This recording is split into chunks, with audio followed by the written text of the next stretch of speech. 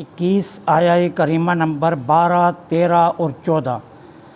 نحمدہ و نصلی و نسلم علی رسولہ الکریم، اما بعد فاعوذ باللہ من الشیطان الرجیم، بسم اللہ الرحمن الرحیم۔ وَلَوْ تَرَىٰ إِذِ الْمُجْرِمُونَ نَاكِسُو رُءُوسِهِمْ عِندَ رَبِّهِمْ رَبَّنَا أَبْصَرْنَا وَسَمِعْنَا فَارْجِعْنَا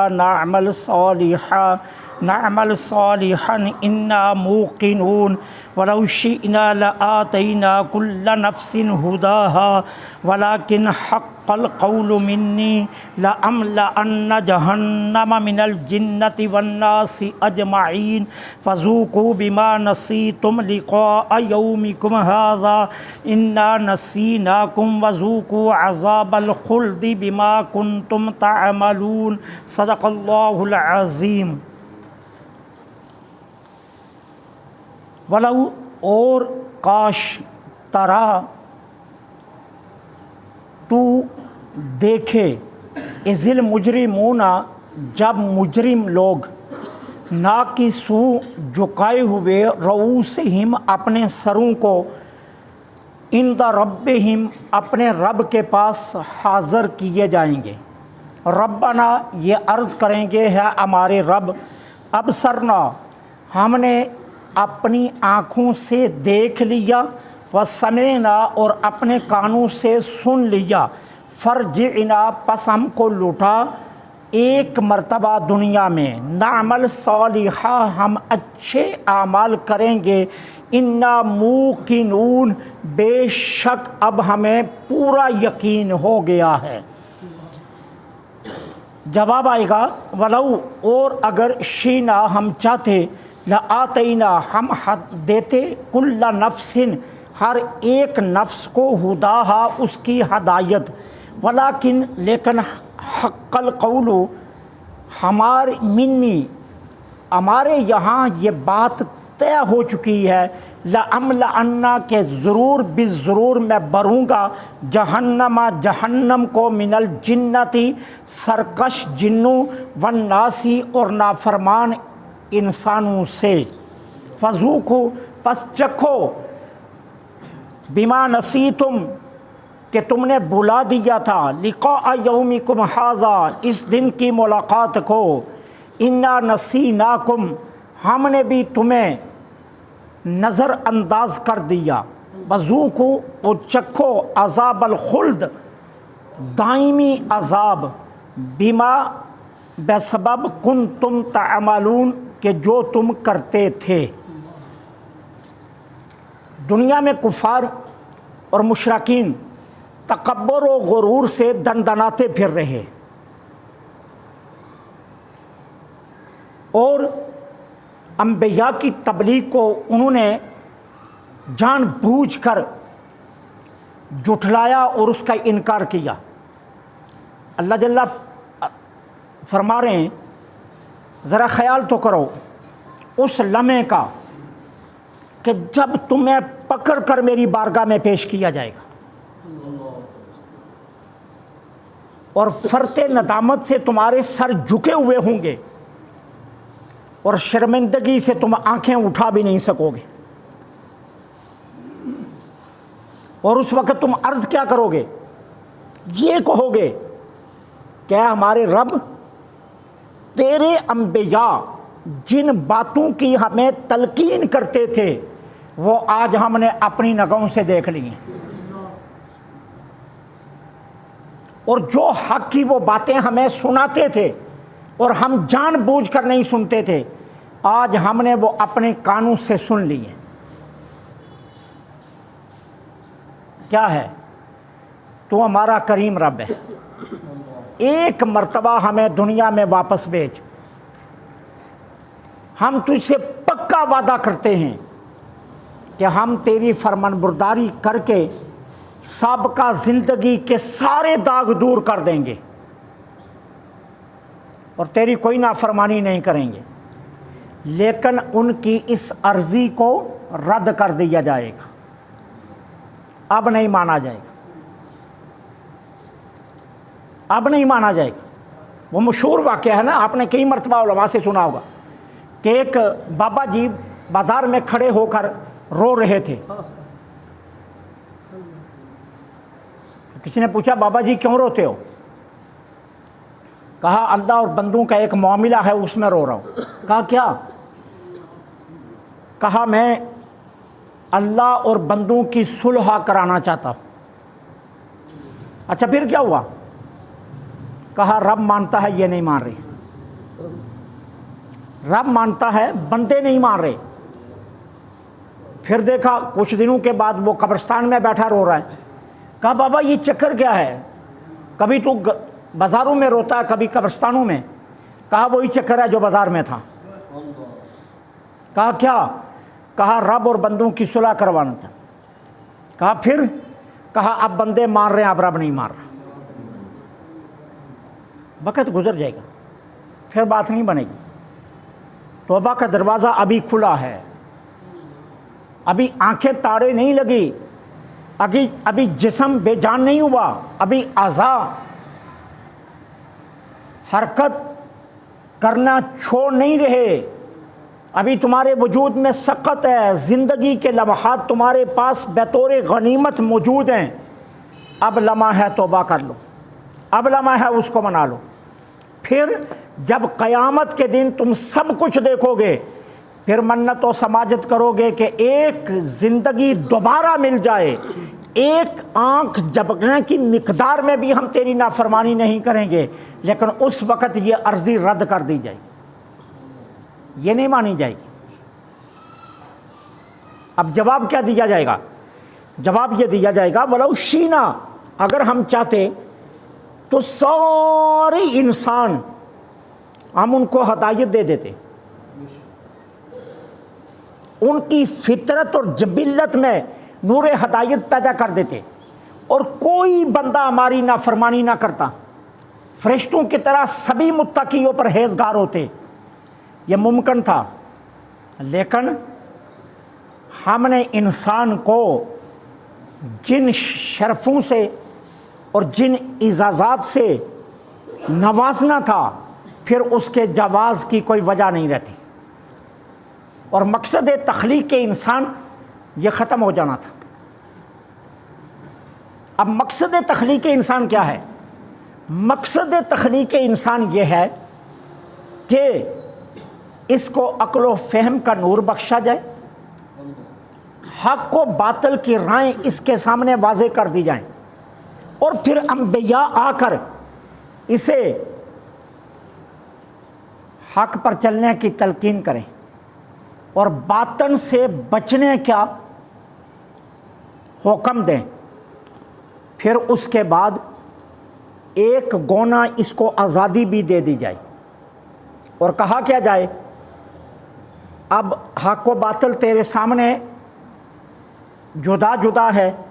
اب تیرا جی چاہتا ہے تو حق پر چل اور تیرا جی چاہتا ہے تو باطل پر چل. یہ ہے مقصد تخلیق انسان. اور پھر کیا کہا جا رہا ہے؟ پھر اگر کوئی انسان بطیب خاطر حق کی راہ پر چلنا شروع کر دے یا کوئی کوشش لذت کے لیے راہ باطل پر سرپٹ دوڑنا شروع کر دے، ہمیں اس سے پھر غرض نہیں. پھر کیا ہوگا؟ جو ہماری رضا کے لیے تمام تر لذتوں کو روندتا ہوا اور مشکلات کو برداشت کرتا ہوا ہماری رضا کی راہ پر چلے گا، جب وہ ہماری بارگاہ میں آئے گا ہم اپنے دستے کرم سے اس کے سر پر اپنی رضا کا تاج رکھ دیں گے.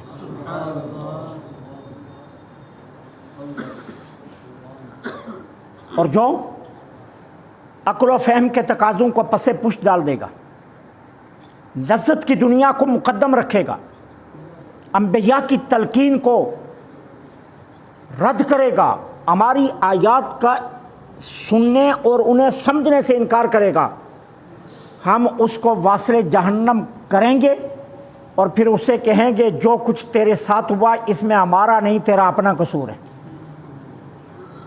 یہ ہے مقصد تخلیق انسان، کہ اسے عقل و فہم کا نور بخشا گیا، اس کے سامنے حق و باطل کی رائیں واضح کر دی گئی ہیں، اور انبیاء نے آ کر اسے تلقین کی یا حق پر چلنے کی اور باطل سے بچنے کا حکم دیا ہے، اور پھر اسے تھوڑی سی آزادی بھی ساتھ دی گئی ہے، اور آزادی کے بعد کہا گیا ہے اب تیری مرضی یا حق قبول کر، تیری مرضی یا باطل پر چل، لیکن یاد رکھ اگر حق پر چلے گا ہم اپنی رضا کی دستار تیرے سر رکھیں گے، اور باطل پر چلے گا تجھے جہنم میں ڈال کر یہ کہیں گے قصور تیرا ہے ہمارا نہیں ہے۔ ہاں، مقصد تخلیق یہ ہے۔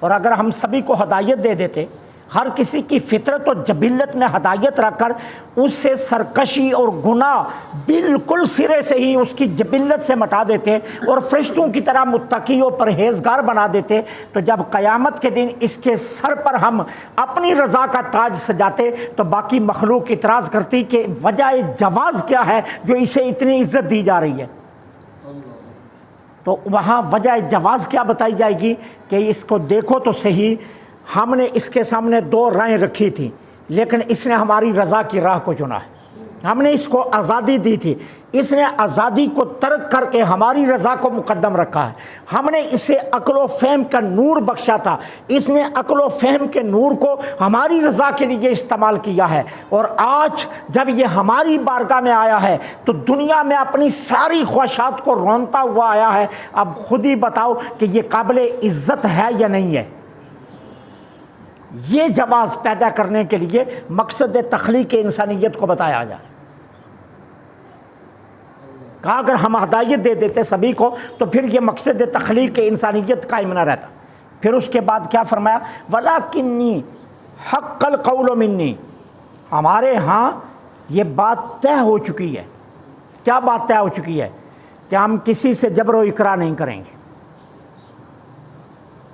کسی کو جبراً رائے حق پر چلنے پر مجبور نہیں کیا جائے گا، اور کسی کو رائے فسق و فجور اختیار کرنے پر اکراہ نہیں کیا جائے گا، بلکہ جس کا جی چاہتا ہے ایمان قبول کرے اور جس کا جی چاہتا ہے ایمان سے انکار کر دے، جس کا جی چاہتا ہے رائے ہدایت پر چلے اور جس کا جی چاہتا ہے رائے فسق و فجور پر چلے۔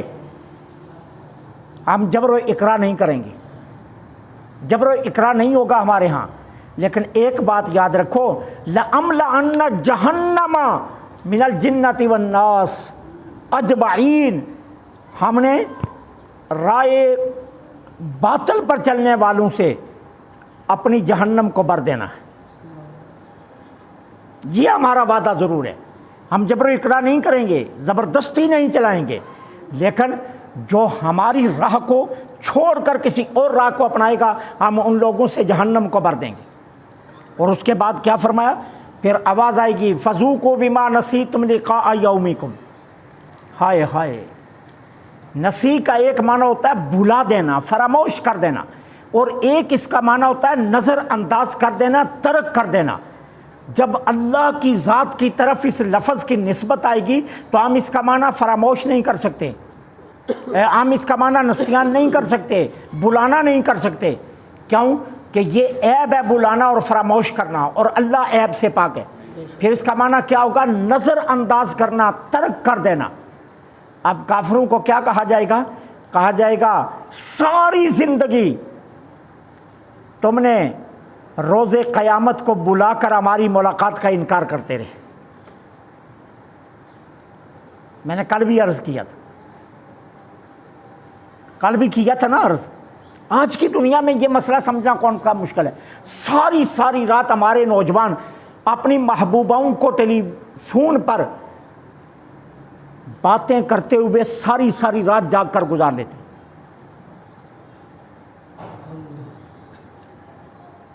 اور اگر محبوبہ کہہ دیں کہ میں رات کے 3 بجے فلاں پارک کے کنارے پر کھڑی ہوں تو نوجوان 3 بجے آ جائے گا۔ یارو یہ دنیا کی جھوٹی محبت ہے، جو ایک صابن کی میل ہے، نقلی چڑھا ہوا حسن ایک صابن سے دھل جائے تو نیچے سے اصل شکل سامنے آ جائے گی. اور کتنی پیاری ملاقات ہوگی اپنے رب سے. ہائے ہائے، کیا وہ منظر ہوگا، کیا وہ حسن و جمال ہوگا، کیا وہ لطف ہوگا، کیا وہ لذت ہوگی، کیا وہ بہار ہوگی جب رب کا دیدار نصیب ہوگا. اور اس کے لیے کوئی محنت ہی نہیں، کوئی انتظار ہی نہیں. اس کے لیے کوئی ذوق نہ ہو، شوق نہ ہو، اور ملاقات بھی رب سے ہو.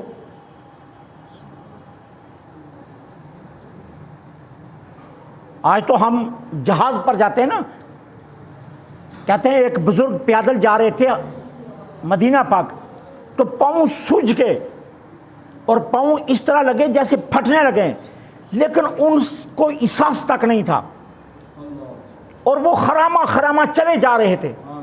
کسی نے توجہ دلائی پاؤں کی طرف کہ اپنے پاؤں تو دیکھیں، آپ کے پاؤں سوج کر کہاں چلے گئے؟ کہا پاؤں کی فکر نہیں ہے، میں تو اپنے آقا سے ملنے جا رہا ہوں. حضور کی ملاقات کا اشتیاق کتنا ہے کہ مجھے پاؤں کی فکر ہی نہیں ہے. یارو رب سے ملاقات کتنی شدت کا انتظار ہونا چاہیے.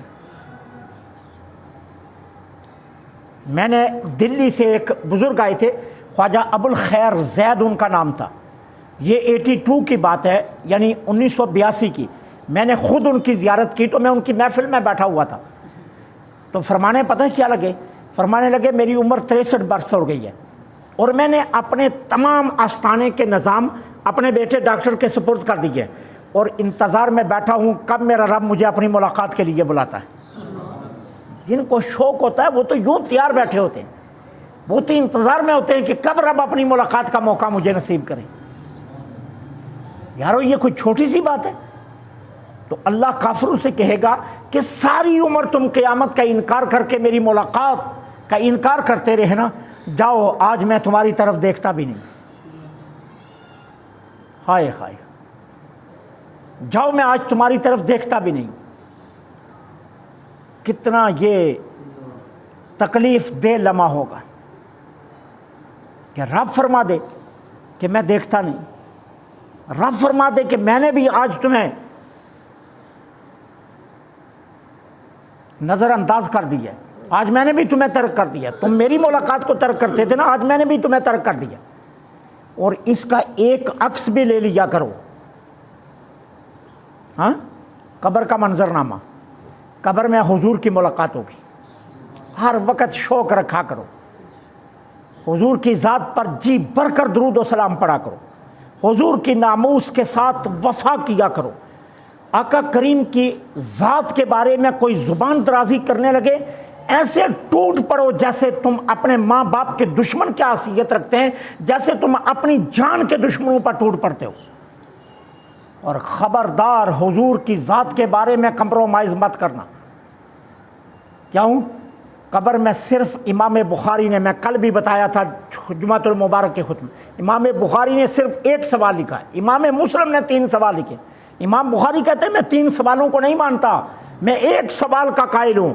قبر میں صرف یہ پوچھا جائے گا اس ذات کے بارے میں کیا جانتا ہے؟ فرشتوں نے تجھے، تیرا منہ تو کیا مدینہ کی طرف، لیکن مدینے والے نے اگر منہ موڑ لیا پھر تیرا کیا بنے گا؟ اگر مدینے والے نے رخ والضحیٰ دوسری طرف پھیر لیا تو پھر کیا بنے گا؟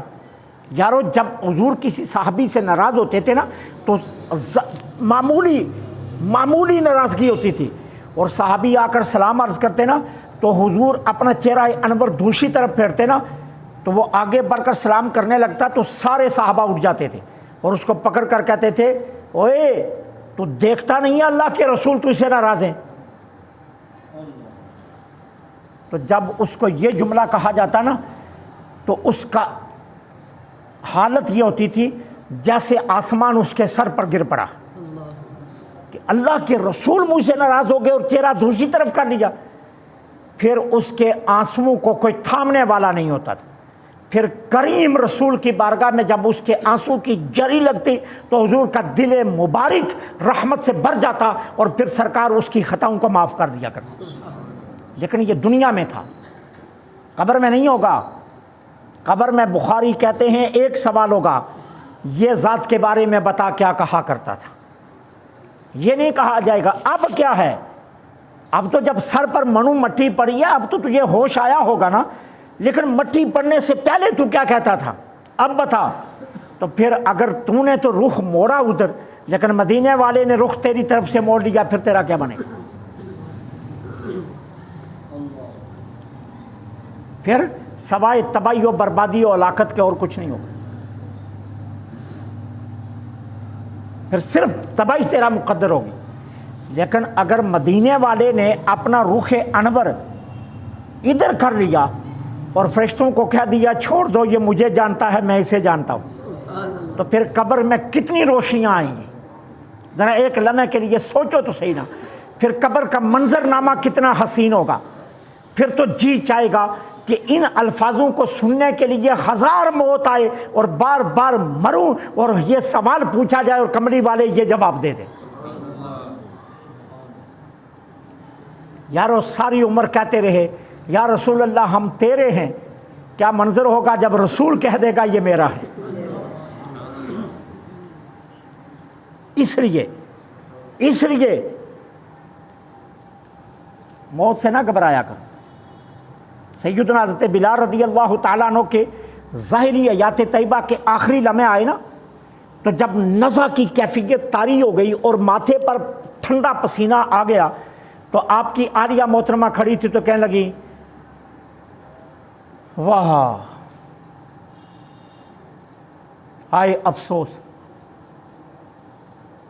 نزع کا عالم ہے۔ حضرت بلال نے آنکھیں کھولی، فرمایا واہ، فرمایا نہیں واہ تارا با، آئے افسوس نہیں، آئے کتنی قسمت والی گھڑیاں آ گئی۔ عالیہ پریشان ہو گئی، کہا مؤذن رسول مجھ سے جدا ہو رہا ہے، میں آج سے بیوگی میں شامل ہو جاؤں گی، اور آپ کہہ رہے ہیں یہ خوشی کی گھڑیاں۔ کہا وہ تو اپنی سوچتی ہے نا، میں اپنا سوچ رہا ہوں کہ ابھی لحد میں جاؤں گا اپنے آقا سے ملاقات ہو جائے گی۔ تو کہا میرے لیے تو یہ گھڑیاں بڑی مقدس و محترم گھڑیاں۔ کہا واہ ترا باہو، یہ خوشی کے لمحات ہیں میرے لیے، اس کے لیے تو پتہ نہیں کتنے برس میں نے انتظار کیا ہے کہ کب وہ گھڑی آئے جب مدینے والا کہہ دے میرا بلال آیا ہے۔ تو صاحبو اللہ فرمائے گا فذوقو، چکھو بما نسیتم لقاء یومیکم، تم نے آج کے دن کی ملاقات سے انکار کیا تھا نا، آج ہم نے بھی تمہیں نظر انداز کر دیا ہے۔ اور پھر ذوقوا عذاب الخلد، اب دائمی عذاب چکھو، اور تمہیں جہنم میں ڈالا جا رہا ہے۔ اور یاد رکھنا یہ خلد ہے، اب یہاں سے نکلنے کے راستے بند کر دیے جائیں گے، اب تم کبھی یہاں سے نکل نہیں سکو گے۔ اور قصور کس کا ہے؟ بما کنتم تعملون، یہ وہی ہوا ہے جو تم کرتے تھے، یہ وہی ہوا ہے جو تم کرتے تھے۔ تم ہماری ملاقات سے انکار کرتے تھے نا، آج ہم نے بھی ملاقات سے انکار کر دیا۔ تو اس لیے یہ دو چیزیں ہمیشہ اپنے ایمان میں رکھا کرو کہ کب وہ گھڑی آئے جب حضور سے ملاقات ہو جائے، اور کب گھڑی ہو جب اللہ کا دیدار نصیب ہو جائے۔ یہ دو گھڑیوں کے لیے ہر لمحے اشتیاق رہنا چاہیے۔ اللہ سے دعا ہے اللہ حق کہنے، حق سننے